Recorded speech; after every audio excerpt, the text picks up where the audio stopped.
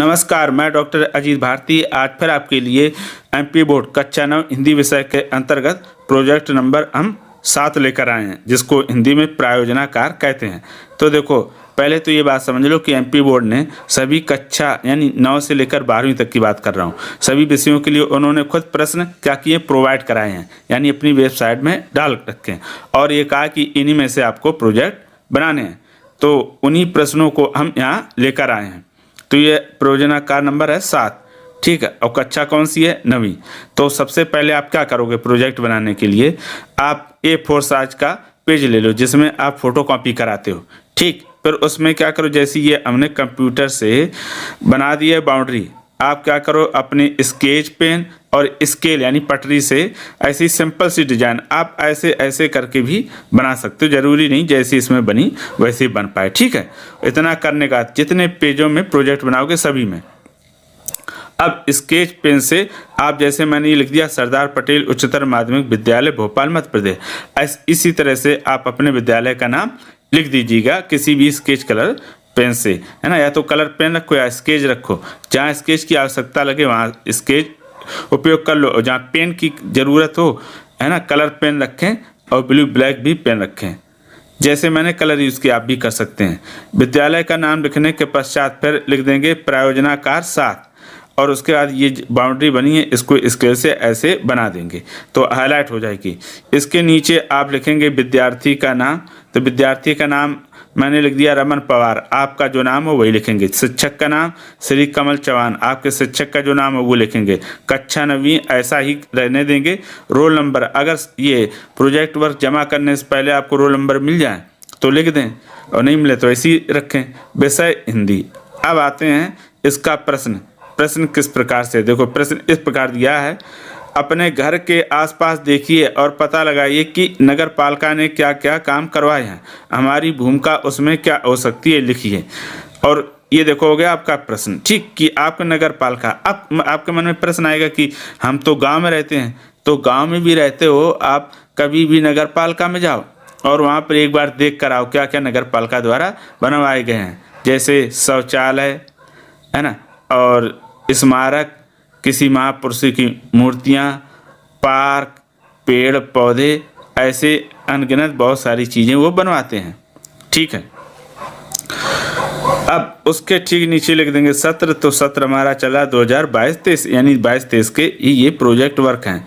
अब उसके बाद अगर ये प्रोजेक्ट किसी दूसरे साल प्रयोग किए जाएँ तो उनको उस साल भी प्रयोग कर सकते हो, ठीक है। अब उसके पश्चात फिर हम दूसरे पेज में लिखेंगे, एक देखो फ्रंट पेज हो गया समाप्त, उसमें से ज़्यादा कुछ नहीं लिखा। फिर आता है सेकंड पेज, इसमें लिखेंगे प्रायोजनाकार नंबर 7। उसके पश्चात फिर ब्लैक पेन से या स्केच से लिख दो उत्तर। अब उत्तर लिखना शुरू करेंगे।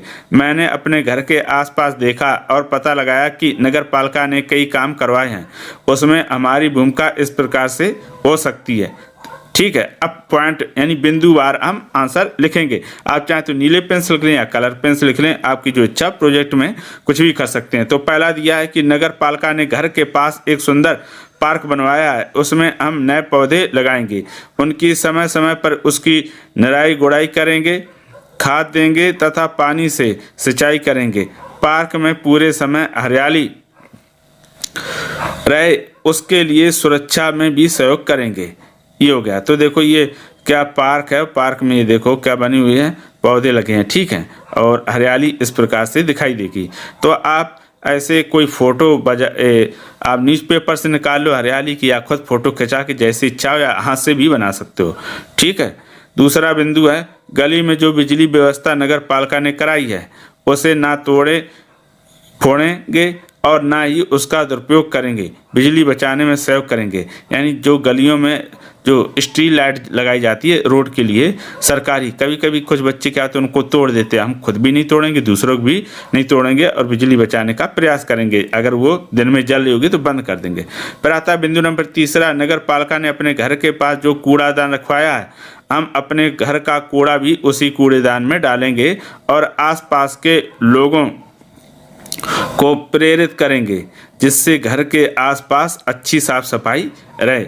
पर आता है बिंदु नंबर आपका 4, तो 4 बिंदु नंबर हो जाता है आपका इस प्रकार से, नगर पालिका बाजारों, मोहल्ले के नुक्कड़ों पार्क या सड़कों की फुटपाथों, है ना, सड़कों की फुटपाथों होगा, है ना, मेरे को पढ़ने में थोड़ी दिक्कत आ रही।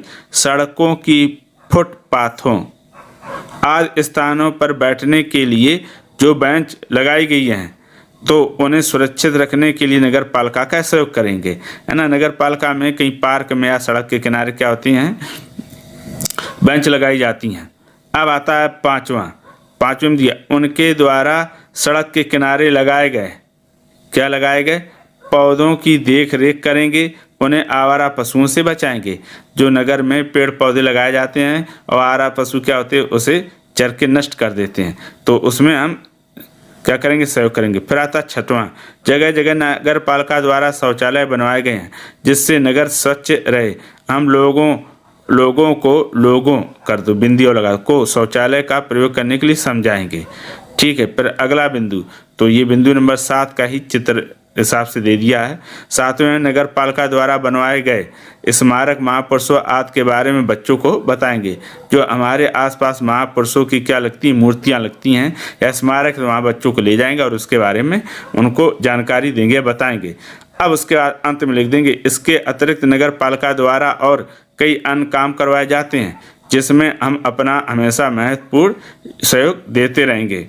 तो ये हो गया आपका कौन सा, कक्षा एमपी बोर्ड कक्षा 9वीं विषय हिंदी का प्रायोजनाकार नंबर 7।